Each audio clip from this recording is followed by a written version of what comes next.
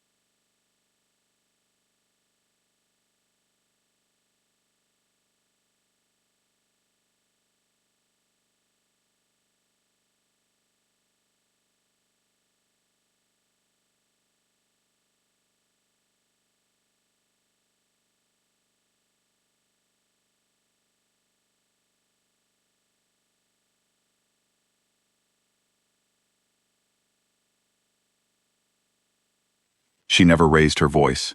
She never talked about herself. She just did her work, checking on patients, fixing IV lines, updating charts, and then she went home. Her name was Anne. Just Anne. That's what her badge said. Most of the younger nurses called her Miss Anne. The doctors barely called her anything at all. She was simply there, the way the walls were there, the way the lights were there. Dependable. Unnoticed. She had been working at Mercy General Hospital for almost 4 years. Ward 4. General Medical. Not the exciting floor, not the one where the big emergency cases came in. Just the floor where people recovered slowly, where old men with chest problems pressed their call buttons in the middle of the night, where Anne refilled water jugs and listened to people talk about their grandchildren. Nobody knew much about her. She didn't bring up her past. She didn't post on the break room bulletin board. She didn't join the birthday parties they held in the staff lounge. She would smile, say something kind, and get back to work. A few people had asked her once or twice where she came from, what she did before nursing. She would just say she had worked in medical for a long time. And that was that.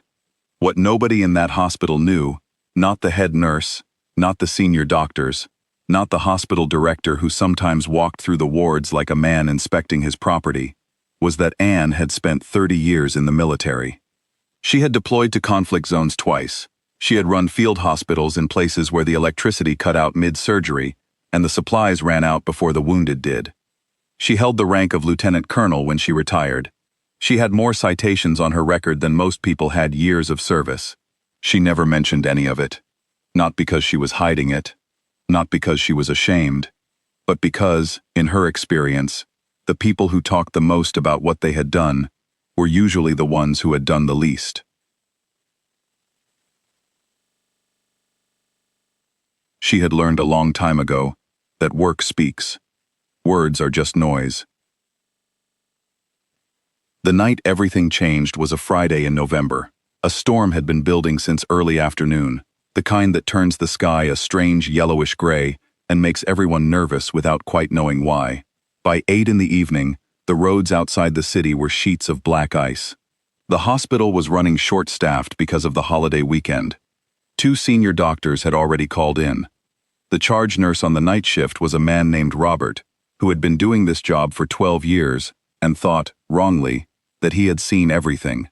Anne arrived at her usual time, tied her hair back, and started her rounds.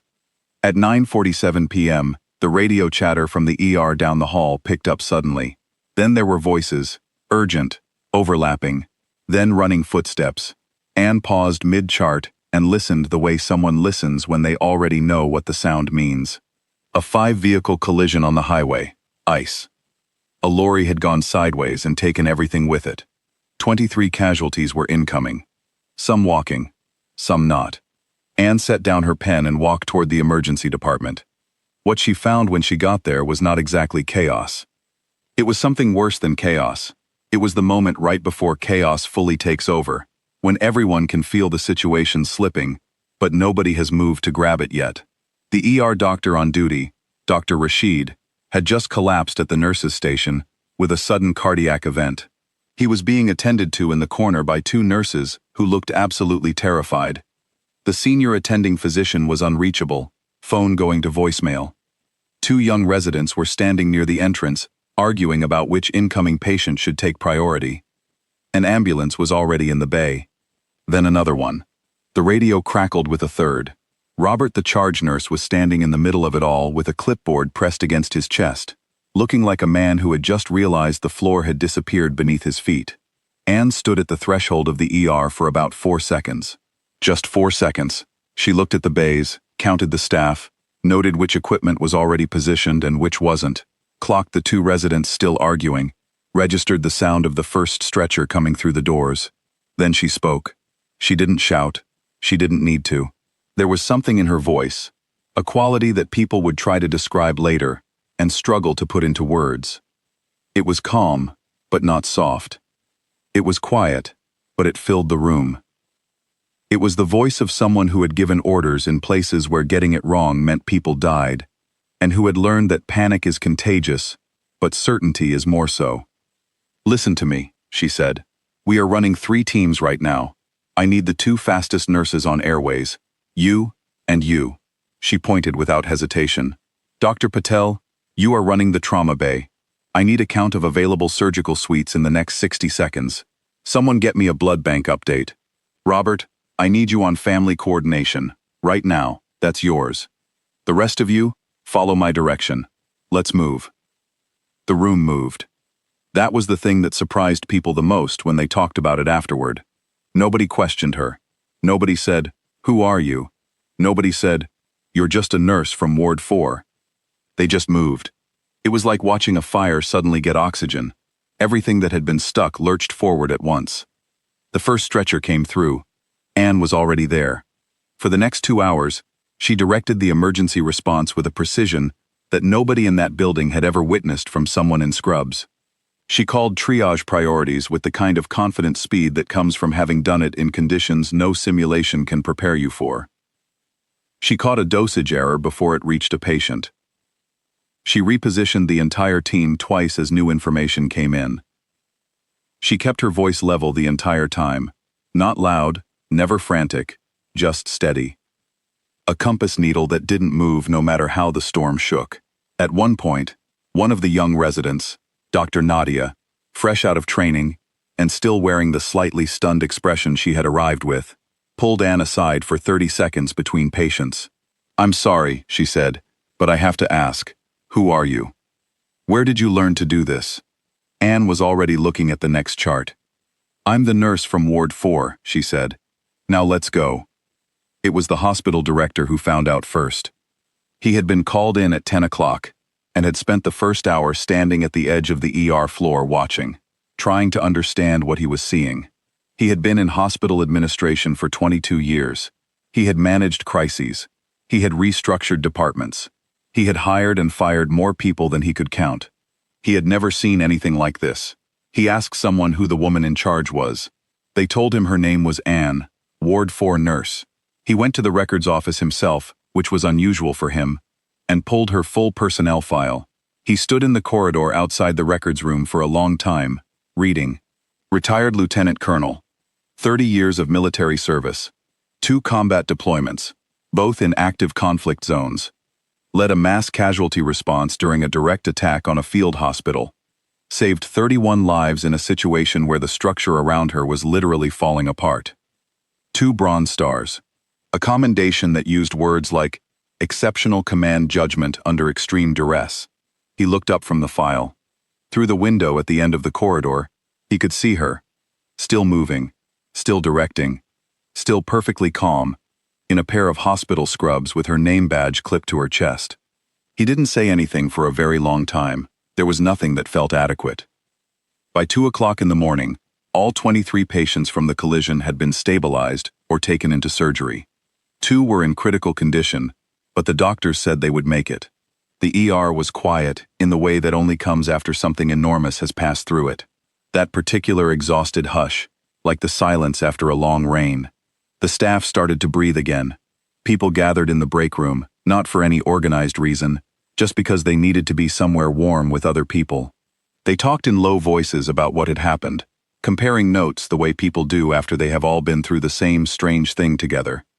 Every story circled back to the same moment. The moment she spoke. The moment the room moved. Robert sat with a cup of tea he wasn't drinking, staring at the table. Someone asked him what it had felt like, standing there when the situation fell apart. He thought about it for a moment.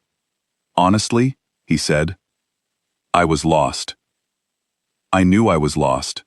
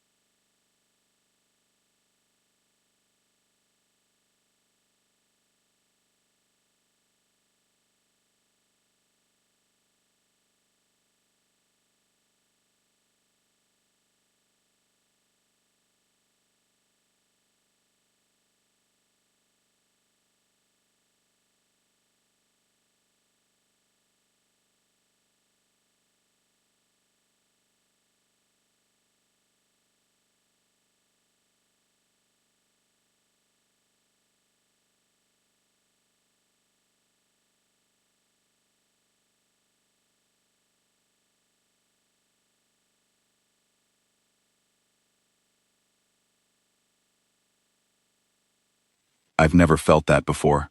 Dr. Nadia sat alone near the window. She had been in enough hospital emergencies to know that what she had witnessed was not normal. The speed, the precision, the complete absence of fear. You can teach a person protocols. You can teach them procedures. But you cannot teach someone to be that calm in the middle of that kind of storm. That comes from somewhere else. It comes from having been through worse. The next morning, the hospital director sent an all-staff message. It was brief. It said that the previous night's emergency response had been handled with remarkable skill, and that the primary credit belonged to a member of the nursing staff whose background, until now unknown to most of her colleagues, included 3 decades of military medical service at the highest levels. He named her Anne, Ward 4. The message spread the way things spread in a hospital. Through texts, through conversations in the stairwell, through whispers between shifts. By the time the afternoon nurses arrived, everyone knew. Some people reacted with amazement. Some felt a little embarrassed that they had never asked. A few of the younger staff admitted they had always thought of her as just a background figure, someone who was always there but never quite seen. That was the part that stayed with people the longest, maybe. Not the heroism, not the drama of the emergency, but the quieter, stranger realization that this woman had been among them for 4 years, walking these same floors, eating in the same cafeteria, covering the same overnight shifts, and they had never once wondered what her life had looked like before she arrived here. They had looked at her and seen a nurse. They had not looked hard enough. Anne came in for her next shift at the usual time. She tied her hair back. She checked the board. She started her rounds on Ward 4, checking on patients, fixing IV lines, refilling water jugs. One of the elderly patients on the ward, a retired teacher who had been there for 10 days with a chest infection, asked her if she'd had an eventful night recently.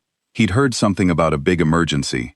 She sat down on the chair beside his bed, which she almost never did, and told him that yes, it had been a busy night, but everyone was going to be all right. He nodded and said, "Good. You look like someone who knows what to do when things go sideways." She smiled at that. A real smile, not the polite professional kind. "Sometimes," she said, and she stood up and continued her rounds. People treat the word hero carelessly. They put it on banners, they hashtag it online, they hand it out like a business card. But the real thing, the actual, earned, lived-in version of the word, looks very different from what people imagine. It doesn't stand up and announce itself. It doesn't need a stage. Sometimes it wears scrubs. Sometimes it clocks in at 7, checks its charts, refills someone's water jug, and gets on with the work. And sometimes, when everything around it falls apart, and the room fills with fear, and nobody knows what to do, it simply speaks. And the room moves. That is the thing about people like Anne. They don't wait to be recognized. They don't need the applause. They have been shaped by years of doing hard things in hard places, and somewhere in all of that, the noise just fell away. What was left was something very simple and very strong. They just show up. They do the work. And when the moment comes, however unexpected, however impossible, they are ready. They were always ready. End of story.